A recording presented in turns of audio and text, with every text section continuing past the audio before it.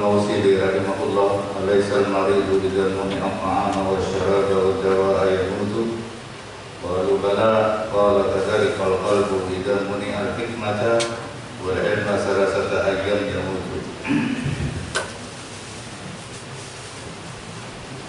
Berkata Fathul Mawsili, nah, Fatah artinya orang Mawsil. Mawsil itu salah satu kota yang di Irak. Nah, pada sekarang itu orang Barat menyebutnya Mosul, Mosul, Mausil. Nah, ini Fathul Mawsili ini dikatakan Az-Zahidul Wali Al-Adif. Dia seorang yang sangat zuhud terhadap dunia. Al-Wali, dia terkenal sebagai seorang wali Allah Ta'ala. Al-Abidu, ahli ibadah.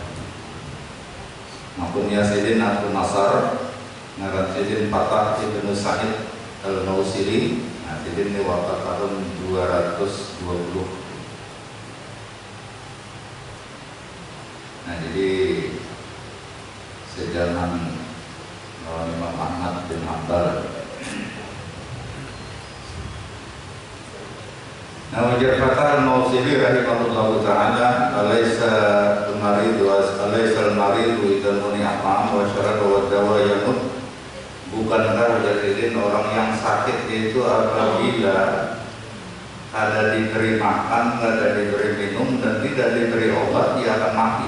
Orang sudah dari makannya, tidak ada diberi minum, ada diberi obat, dan dia akan mati. Maka jamaah Sidin menjawab, kala itulah kalau bala mereka menjawab ini, nyatanya mati. Bahasa kita enggak. Nah, lalu Sidin mengatakan, kadzalikal qalbu, seperti itu pula hati, ya Sidin. Apabila hati itu dicegah dari hikmah dan ilmu, artinya pada dimasukkan hikmah dan ilmu salah satu ayat selama 3 hari, ya mutu, maka hati itu akan mati. Nah, jadi hati ini bila dalam 3 hari itu ada dapat sedikit ilmu, nah maka dia akan mati. Nah, jadi kita ini menuntut ilmu paling 2 hari sekali gitu. Dalam 2 hari itu harus ada, tapi sudah sampai 3 hari mati. 2 hari itu kira-kira sudah sakarat. Ya. Nah, kalau bisa ini menuntut ilmu itu setiap hari. Ya. Nah, bedanya ada majelis misalnya, nah kita bisa menuntut ilmu lewat membaca. Apalagi sekarang kan ada, ya kan? Nah, itu cuma hati-hati itu kan, jangan kita semakan menuntut ilmu di Mbah Google ini ya kan, pada dengan dengar dari guru-guru yang dikhawatirkan kita salah ya. Nah, jadi artinya ya silakan melihat di situ, cuma dengarkan aja penjelasan dulu gitu lah kayak apa.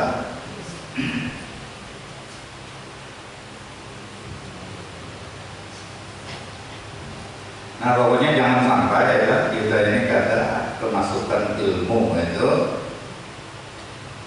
membawa setiap hari, sampai Nabi kita Muhammad SAW sendiri mengatakan, Nabi kita sendiri di hari yang terbit matahari tapi ilmu tidak bertambah, maka aku anggap hari itu tidak ada berkah bagiku. Nah, jadi patokan keberkahan itulah di dalam kehidupan kita ini ketika ilmu kita itu bertambah.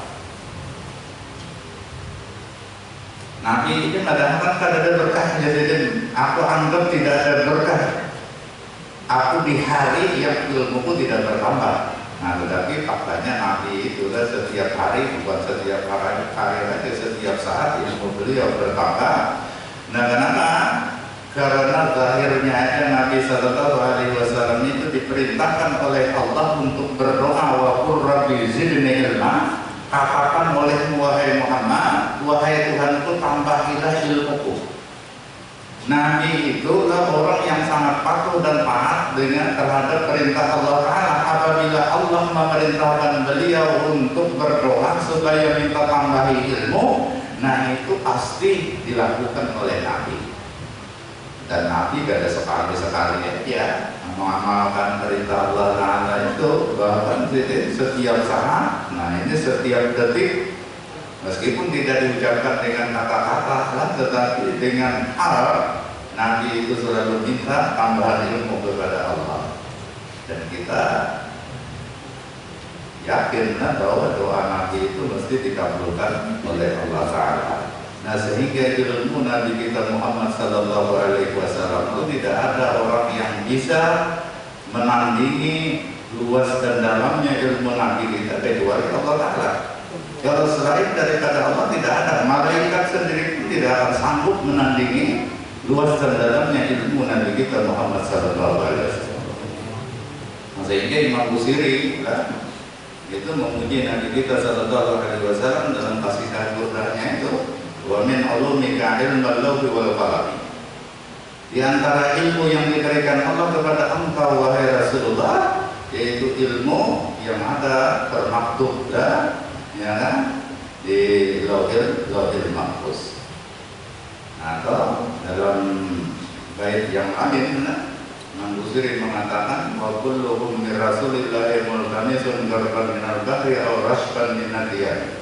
Kapan Nabi khalqin wa bi khuluqin walam yudanu bi ilmin wala kami. Semua Nabi dan Rasul itu tidak ada yang mendekati Nabi aja ada dalam urusan ilmu wala karamin dan urusan kemurahan kemuliaan. Nah perbandingannya waktu tuhum bi Rasulillahi multamisun garban minal bahri aw rashban min nadiyah. Semua Nabi dan Rasul yang diutus oleh Allah Subhanahu wa Ta'ala itu meminta, menuntut kepada Nabi, memohon kepada Nabi. Ini perumpamaan, itu apa yang memohonkan itu garban minal bahri, seperti setibukan tangan dari lautan yang luas, aurasban minadiyani, atau sekedar satu isapan daripada hujan yang lebat.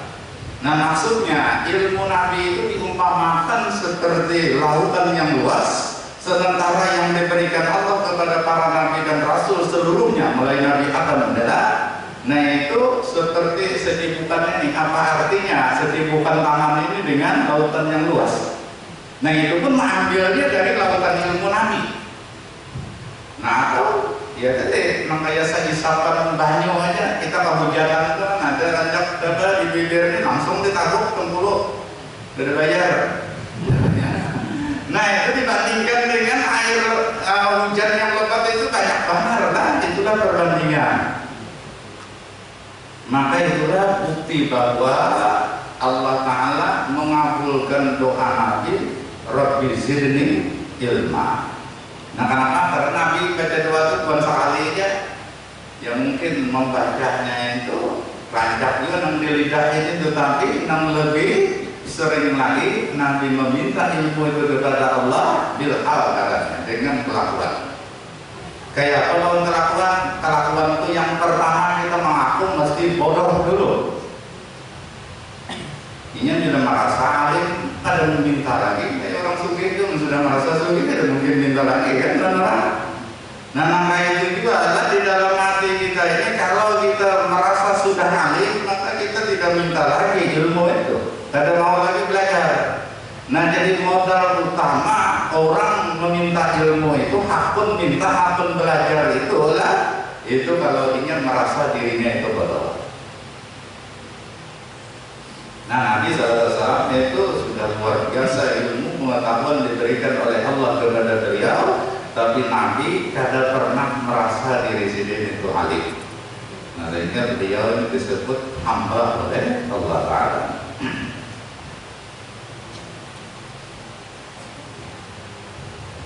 Nah bila orang merasa bodoh, merasa jahil dalam bahasa Arab itu, kemudian dia meminta kepada Allah Ta'ala dengan sepenuh hati minta ilmu, maka insya Allah 99,99%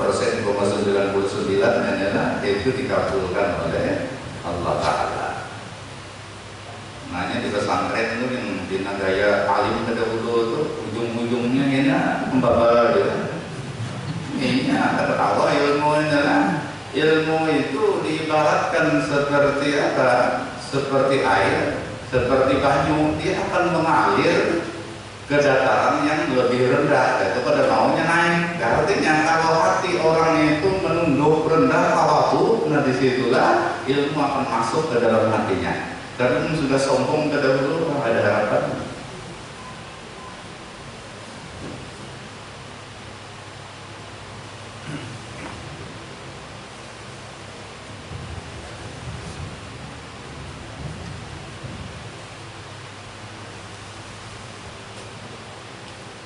Nah, jadi artinya ya kita usahakan dapat ilmu itu kayak apa caranya, nah?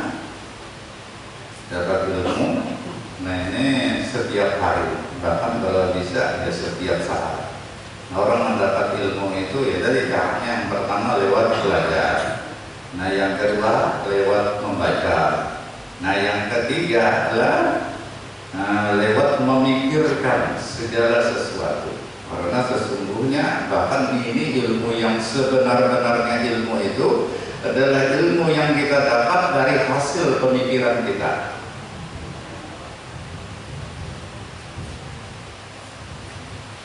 Segala sesuatu diciptakan Allah Ta'ala mesti mengandung ilmu di dalamnya. Namun mau memikirkan itu jadi ilmu. Nah.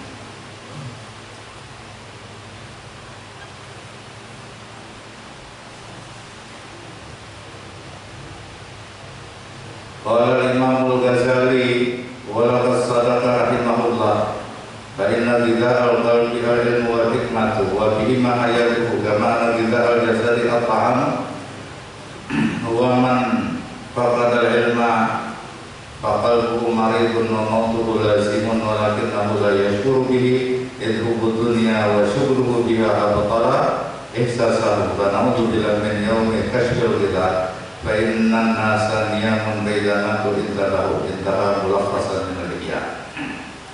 Berkata Al-Imam Al-Ghazali, Imam Muhammad bin Muhammad bin Muhammad Al-Ghazali, ini beliau gelarnya Qutbul Ulum, nah ini di bidang ilmu pengetahuan. Nah ini di zamannya adalah orang yang paling lengkap menguasai berbagai macam ilmu pengetahuan. Ini Imam Al-Ghazali. Sampai diberi gelar Hujjatul Islam. Nah, kenapa? Ya, hujjah itu sebenarnya kaitannya dengan hafalan, hafalan hadis. Orang bergelar hujjah itu kalau dalam ilmu hadis sekurangnya dia mesti hafal 300.000 hadis. Bukan 5 makamnya, ini lawan sanad-sanadnya lah. Nah, hadis ini bunyinya sanadnya dari mana dapatnya sampai kepada Nabi. Nah kemudian ada pula yang mengatakan beliau bergelar hujjah itu dikarenakan aliran-aliran sesat bagaimanapun lah di zaman beliau itu kalau debat lawan Imam Ghazali ini mesti kalah. Sidin masih bisa menang dalam debat dan Sidin membawa kebenarannya itulah. Nah maka beliau disebut dengan hujjah.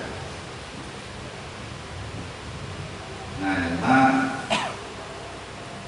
bukunya rancak main Ghazali ini pintar kan. Makanya gambar di bukunya rancak saya. Lomor kepala saja. Aku ini sebuah melihat kan. Itu gambarnya mereka kan.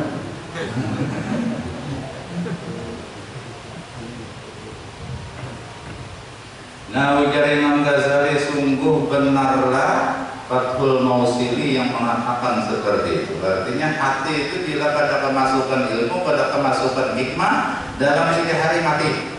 Nah Imam Ghazali membenarkan pernyataan itu. Kenapa? Karena memang makanan hati itu adalah ilmu dan hikmah. Hikmah itu sebenarnya ilmu juga, cuma ilmu yang lebih menjurus kepada ma'rifat kepada Allah. Nah, itu hikmah. Wa bi hikmahatu, dan dengan ilmu dan hikmah itu hidupnya hati. Nah, artinya bila ada ilmu, ada hikmah, maka hati itu akan mati. Nah, sebagaimana bahwa makanan jasad itu adalah makanan, ya makanan kita. Kalau kita di sini kan nasi macam-macam. Wa man faqadal ilma, siapa tidak mempunyai ilmu faqalbuhu maridun, maka hatinya itu sudah sakit, wa mautuhu lazimun, dan kematiannya itu hampir dipastikan. Nah, jadi walakinnahu la yashkuru bihi, tetapi lah orang yang tiada berilmu itu pada merasa bahwa ini tuh hatinya garing atau taraf mati. Nah, ini kenapa? Nah, itu pada merasa itu karena kebodohannya juga lah.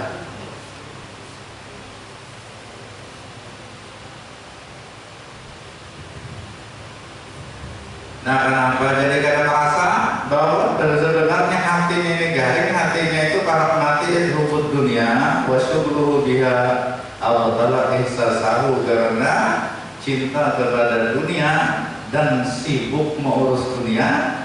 Nah, itulah yang membatalkan rasa, artinya yang menghilangkan rasa.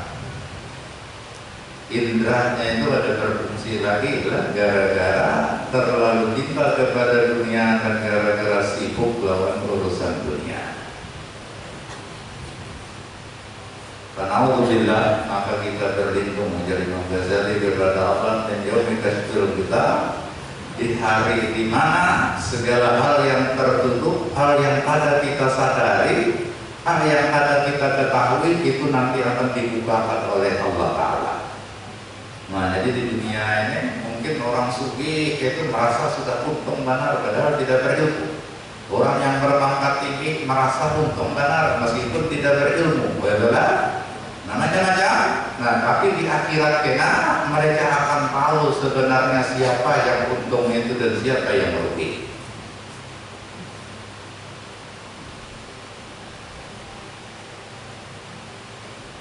Kainan nasaniyamun, karena manusia itu ibarat guring tidur semua. Kainan natu intatahu, apabila mereka mati barulah mereka sadar. Nah, bila sudah mati kita hanya sadar ya ternyata apa yang dilakukan di dunia itu bermanfaatkah atau justru menyusahkan kita di alam kubur, kita hanya ketahuan. Ini sebab-sebab aja memumuli orang rasa harap aja masih angkong tujuh, padahal makapnya tinggi di Makawa ya memumuli bangga benernya, artinya harap lagi itu kan. Nah, di akhirat ketahuan memumuli orang itu harap ke dalam kubur karena apa? Nah, itu akan tersiksa karena perbuatan zalim itu ditafudul maka inafudul mazulmatun yawmal qiyamah. Jadi hati-hati kalian jangan sampai berbuat zalim kepada orang lain, karena kezaliman itu akan menjadi kegelapan di hari kiamat. Nah, itu kegelapan itu gambaran susah sulitnya orang yang zalim itu hidup juga di hari kiamat ya. Jangankan di hari kiamat, di dunia ini belum ada ngalim kan. Batu jubah kadar itu orang berpacaran, batu jubah kadar menurut orang bujur-bujur aja, tapi mau pada itu masih bertahan. Jangan salah-salah aja maling, jujur kadar. Jangan salah-salah aja batu jubah kadar.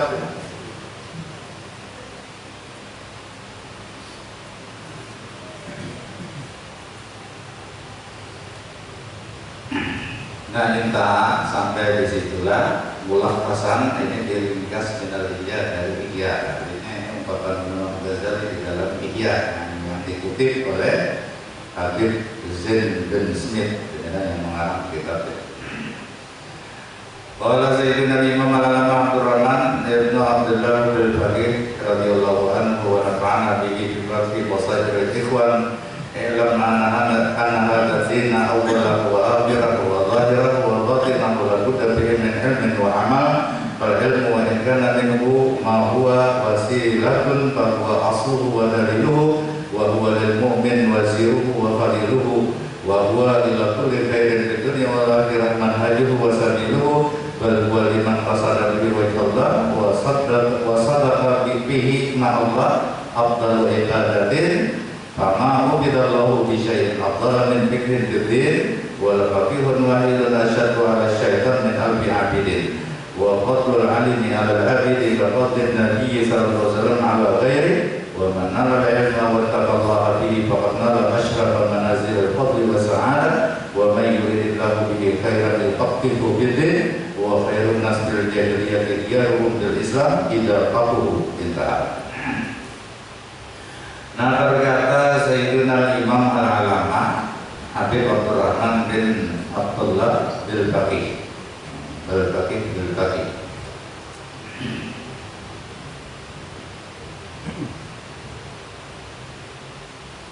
radhiyallahu an, dan mudah-mudahan Allah meridai sidin dan mudah-mudahan Allah memberikan manfaat kepada kita lewat sidin. Nah, ini Zidin mengatakan ini dalam kitab Fathul Basairil Ikhwan, dalam kitabnya. Nah, kalau Zidin ketahuilah bahwa agama ini lah agama Islam, agama yang kita yakini satu-satunya agama yang diridai oleh Allah. Itu Zidin awalnya dan akhirnya, awal agama dan akhirnya, zahirnya dan batinnya. Nah, karena agama itulah dasarnya itu adalah Al-Quran, adalah hadis. Nah, kemudian Quran dan hadis itu dipahami oleh orang-orang yang ahlinya dengan luas dan mendalam, sehingga jadilah ajaran agama. Nah, Al-Quran sebagai pokok dasar utama daripada agama itu dikatakan oleh Nabi Sallallahu Alaihi Wasallam, Inna likulli ayatin minal Quran zahran wa batanan. Sesungguhnya bagi setiap satu dari ayat-ayat Al-Quran sekian ribu itu setiap satu ayat itu ada zahirnya, ada batinnya. Jadi bukan sebatas zahir aja, tapi batinnya pun ada. Artinya makna yang mendalam di dalamnya itu ada. Nah, orang yang bisa memahami batinnya itu nah ini orang-orang yang memang mengerti rahasia daripada segala sesuatu. Nah, kayak orang yang diberi ilmu hikmah itu tadi. Karena definisi hikmah itu sendiri menurut Imam Al-Jurjani, al-hikmatu sirrul ilmi. Hikmah itu adalah rahasia dari perbuatan Allah Ta'ala. Jadi orang yang mengetahui rahasia perbuatan Allah, rahasia ayat-ayat Allah, nah itu marahnya orang yang ahli hikmah.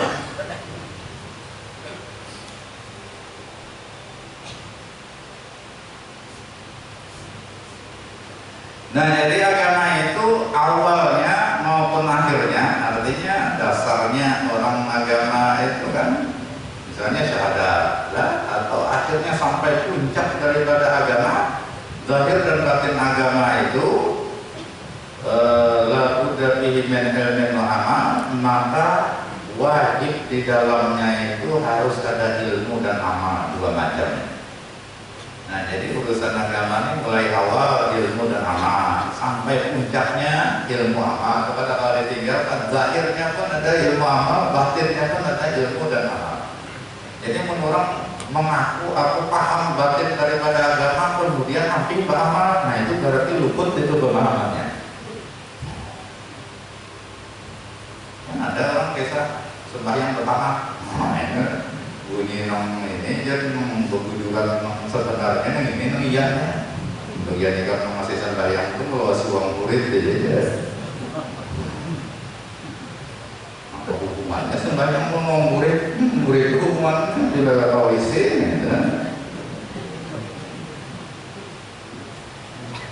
Nah, jadi ilmu amal ini dan ilmu dan amal itu tidak bisa dipisahkan dari yang namanya agama. Ya, maka kita ini orang beragama, agama Islam, nah ini, maka kita pun berarti tidak boleh terpisah dari ilmu dan amal. Kalau ilmu, maka ilmu, yang kedua tadi ilmu dan amal. Nah, sekarang mana yang kita dahulukan antara ilmu dan amalnya ya?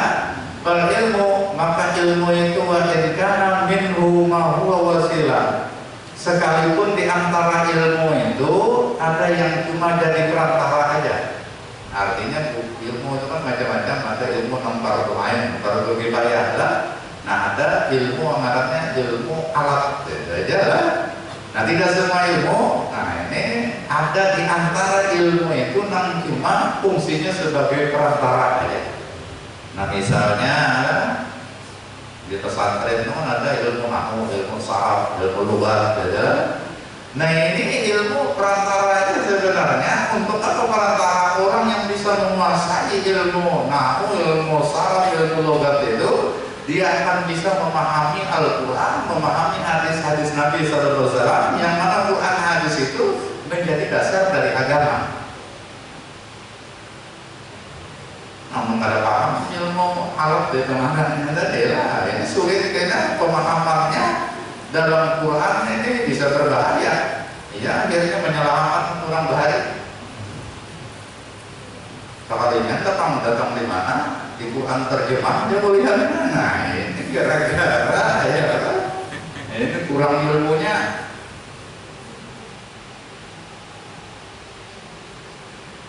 Nah, maka ilmu itu lah sekalipun sebahagian cuma perantara aja, wasilah aja, namun garis besarnya bahwa asluhu wa daliluhu, maka ilmu itu adalah asal dari amal. Nah, arti asal itu mesti didahulukan daripada amal. Wa daliluhu, dan ilmu itulah yang menunjukkan kita atas amal. Jadi apa yang mesti digawi, maka ilmu itu menunjukkan kawan tak bahapal. Nah, orang bahapal ini ya menggawi kata bahapal artinya tidak didasari dengan ilmu.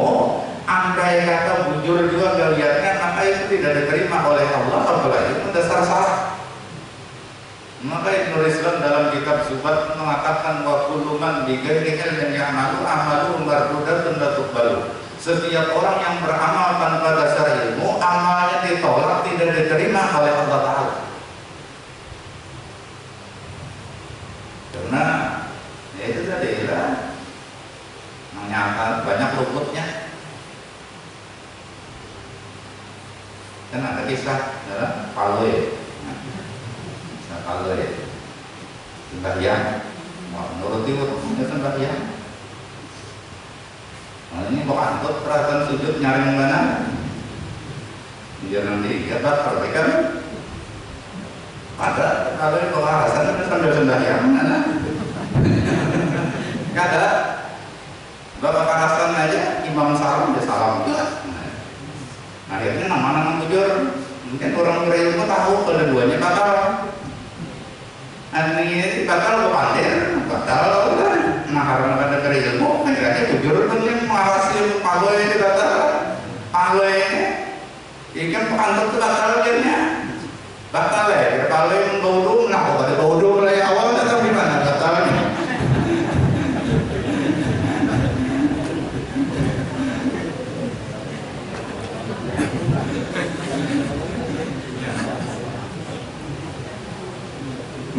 Orang batal lalu dulu adalah batal, memang pada bodoh itu ya lah. Nah, gimana kesimpulannya gara-gara kedua-duanya sama pada berilmu. Nah, jadi kedua-duanya itu kada sah sembahyangnya.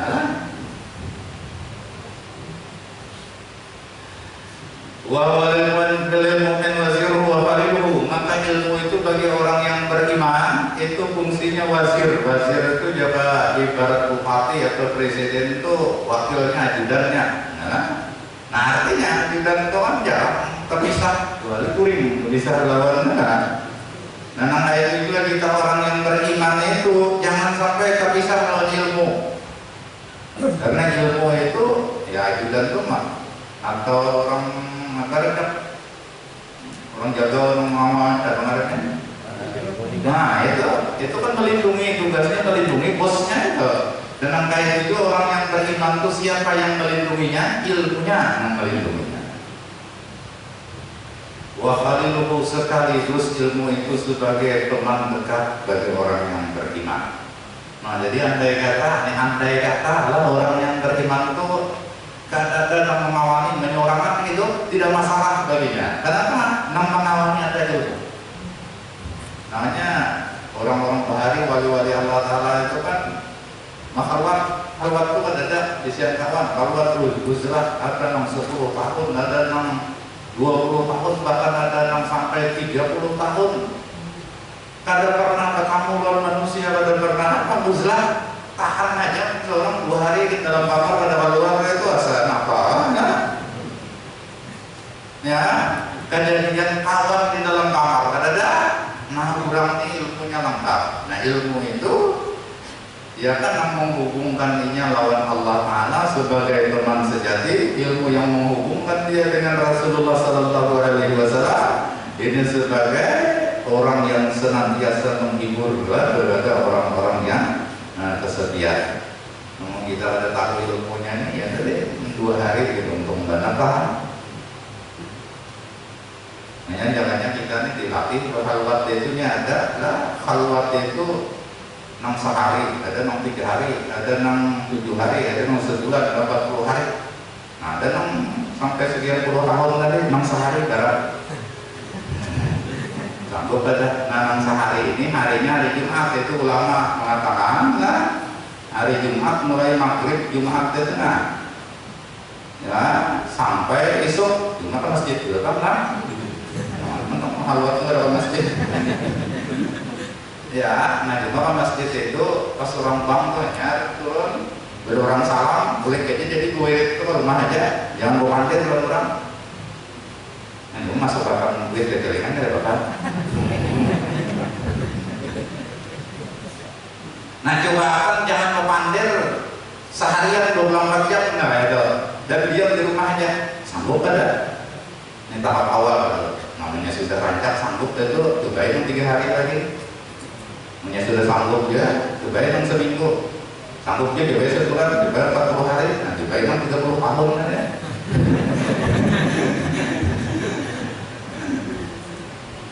nah karena apa kebiasaan Nabi kita Muhammad Sallallahu Alaihi Wasallam itulah sebelum beliau mendapat wahyu itu, nah itu uzlah di Gua Hira. Itu kan kalau ya Nabi sebelum jadi Rasul sudah jadi Rasul, Nabi Rasul lagi menggawi itu. Ini jangan salah paham kan? Karena Nabi itu diangkat menjadi Rasul sudah matang. Sudah masak, maka Sidin melakukan hal yang lebih bermanfaat untuk umat. Sidin lebih mengutamakan dakwah. Nah bagi kita ini dari masa-masa saja kali ini masalahnya adalah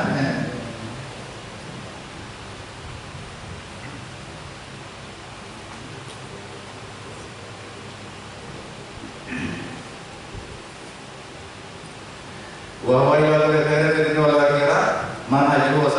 maka ilmu itu baik di dunia maupun di akhirat dia sebagai lurung dan jalan yang menuju akan kita kepada segala kebaikan. Nah jadi menghantar dapat kebaikan itu ya mana jalannya? Ya jalannya mesti ilmu. Nah Bal-waliman qasada bihi wajh Allah wa sadaqa bihi ma'allah afdalu ibadatin. Bahkan ilmu itu lah bagi orang artinya yang benar-benar berniat dengan ilmu. Yang dimaksud di sini at-ta'allum wa ta'lim. Nah, yang dimaksud dengan ilmu belajar dan mengajarkan ilmu. Itu dua, belajar atau mengajar ilmu. Asasnya itu wajh Allah, semata-mata karena Allah, wa sadaqa bihi ma'allah, dan dia benar dengan ilmu itu serta Allah. Artinya benar dengan ilmu, niatnya tadi benar semata-mata karena Allah, dan dia menggunakan ilmu itu benar. Maka ilmu itu afdalu ibadatin adalah merupakan ibadah yang paling afdal. Arti afdal aksaru sawaban, yang paling banyak pahalanya.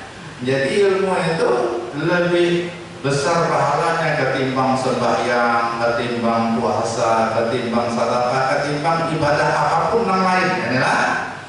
Nah baik itu belajar apa ataupun mengajar. Nah makanya ulun minta maaf lah, ada sebagian kekawanan itu memang karena mungkin perhatiannya alhamdulillah lah menjarnya libur aja kita mengajar kasihan dia koyuhan. Nah itulah.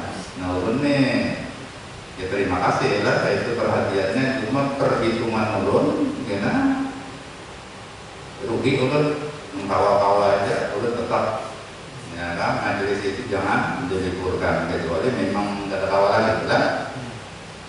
Nah kenapa? Karena satu kali kita majelis misalnya anggap pertemuan 1 jam, ya, itu pahalanya jauh lebih besar ketimbang kita sembahyang 1000 rakaat. Menurut menyarah dulu itu suruh sembahyang 1000 rakaat, ya. Nah jadi untuk bayangan bila libur ini berarti ulun rugi sembahyang 1000 rakaat saja, ini kada ketinggalan sembahyang 1000 rakaat. Padahal itu lebih besar lagi ilmu.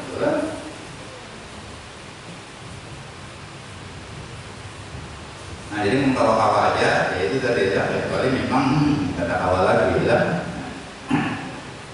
Nah cuma orang memberi saran itu ada salah juga, itu karena ini menjagakan supaya kalau kita kawulan jaring dan sebagainya. Ya. Nah bagi ulun, nah jaring itu belum tentu. Cuma bila libur pasti itu kan kada dapat. Nah itu jadi sesuatu yang kada pasti, kada tentu itu kada awal menurut ulun lebih diutamakan ketimbang yang pasti. Bahwa tidak bisa nafdala min fikrin bidin, maka tidaklah disembah orang Allah Ta'ala dengan cara ibadah yang lebih afdal ketimbang fikih dalam agama. Artinya ketimbang ilmu pengetahuan agama. Nah jadi upaya apapun untuk mendapatkan ilmu pengetahuan agama atau upaya apapun yang menjadi sebab orang lain mendapatkan ilmu pengetahuan agama, maka itulah ibadah yang paling afdal. Walaupun wahai nasyadu oleh syaitan min al-abidin, sungguh seorang yang berpengetahuan agama seikung aja itu lebih berat atas syaitan ketimbang ia menghadapi 1000 orang ahli ibadah yang ada luas ilmunya. Artinya ilmu sebatas dengan ibadah aja, adalah sebatas pengetahuannya yang berkaitan dengan ibadahnya itu aja. Nah ketimbang orang yang luas pengetahuannya, apalagi sampai pengetahuan tentang tipu daya setan itu diketahuinya, maka ini sangat sulit sekali bagi setan untuk menjerumuskan dia. Ini orang ahli ibadah ini nyaman, jadi setan itu menyangat ilmu. Nah, itu disuruhnya apa kan, itu bisikkan di hatinya supaya ria, supaya ujub kan. Nah habisan dia ibadahnya banyak tetapi di hatinya ada ria, tetapi di hatinya ada ujub, apalagi sampai sombong, maka iblis dan setan tertawa kalau akalnya ya ini memang meluasi uang murid itu tadi lah.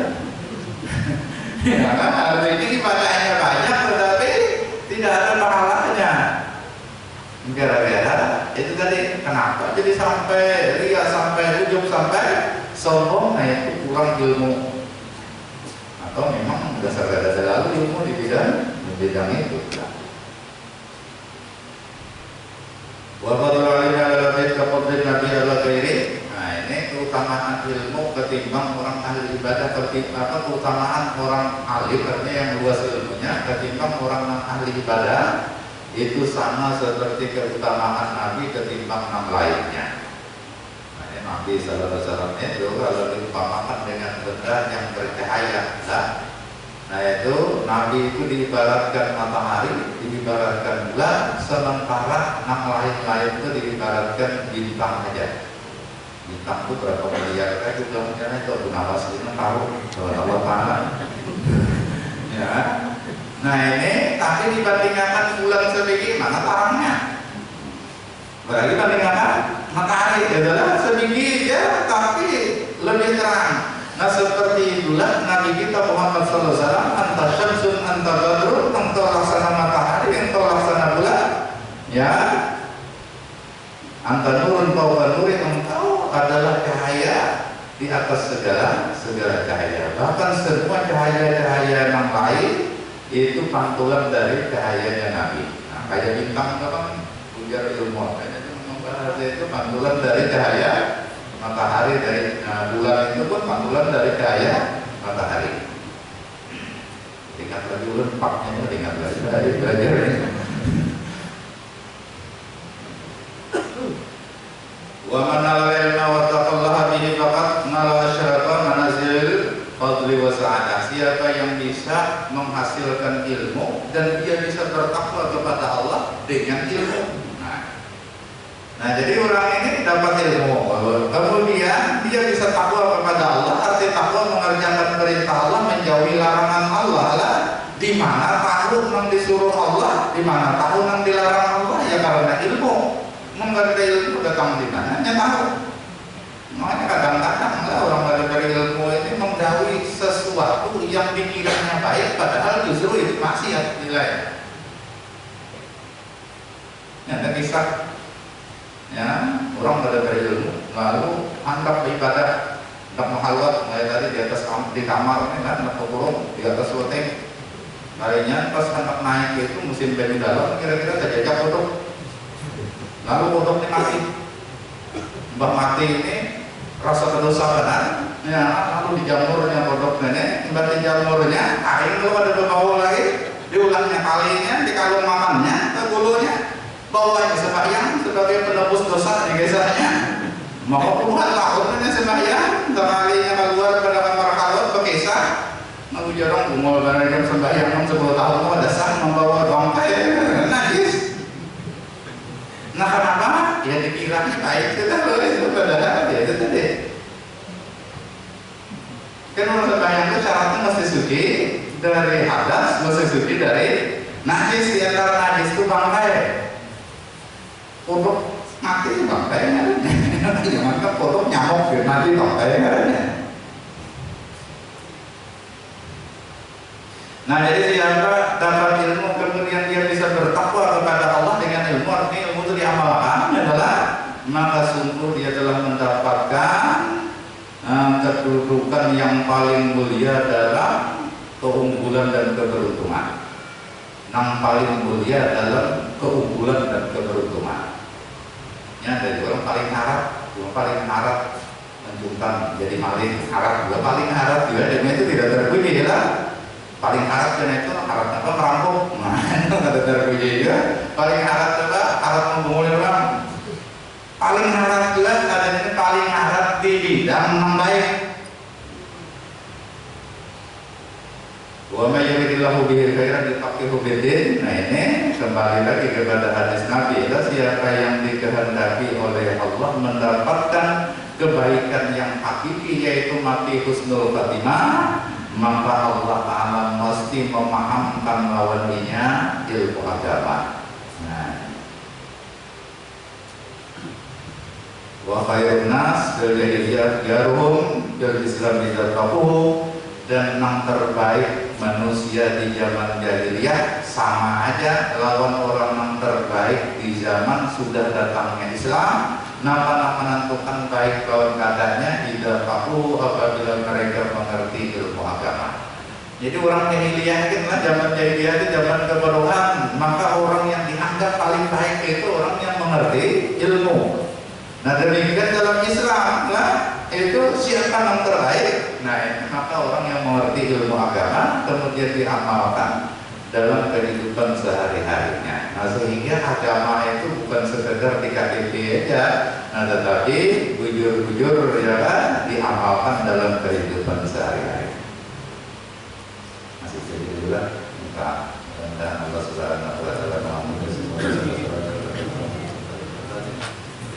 dari daya kita bergerak dalam teman-teman mudah-mudahan kita dimati dalam keadaan husnul mana saja dari kisah surat Al-Fatihah.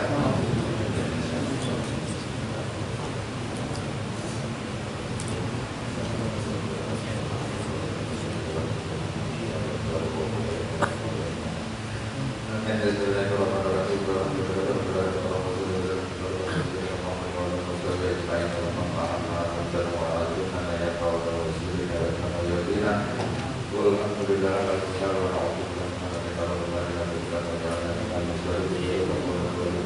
siwa